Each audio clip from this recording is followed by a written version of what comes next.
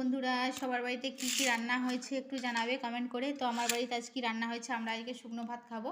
Obviously ঘি ভাত। এই যে এখানে ঘিয়ের জার তো রেডি করাই আছে, গায়ে ঘি নিজেদের বাড়ির তৈরি। এখানে আছে টমেটোমের ভর্তা, পোড়া, যেটা কিছু বলতে পারো। এই লঙ্কা পোড়া দিয়ে আর সর্ষের তেল ধনে পাতা দিয়ে চিনি দিয়ে মাখা আছে।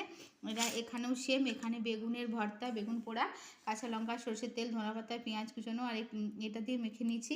আর এখানে আছে আলু শাক ভাজা, যেখানে ভীষণ একটা ভালো খাবার, আলু শাক ভাজা। আর এখানে আছে কফি নাটার চচ্চড়ি, বেগুন শিম দিয়ে কফি নাটা দিয়ে চচ্চড়ি, একদম শুধু কালো জিরে আর হলুদ কাঁচা লঙ্কা দিয়ে, এতে কোনো মশলা নেই কিন্তু। শুকনো শুকনো চচ্চড়ি আর আলু শাক ভাজা তো ভীষণ প্রিয় একটা খাবার, তোমরা খাও কিনা অবশ্যই জানাবে। আর এখানে আছে ভাত, এই যে ধোঁয়া ওঠা গরম গরম ভাত আছে। এই হচ্ছে আজকে দুপুর, আজকে দুপুরের আমাদের শুকনো ভাত, ঘি ভাত আজকে দুপুরের খাবারে। তো চলো, সবাই ভালো থেকো, সবাইকে ভালো থাকার শুভেচ্ছা দিলাম। শুভ দুপুর।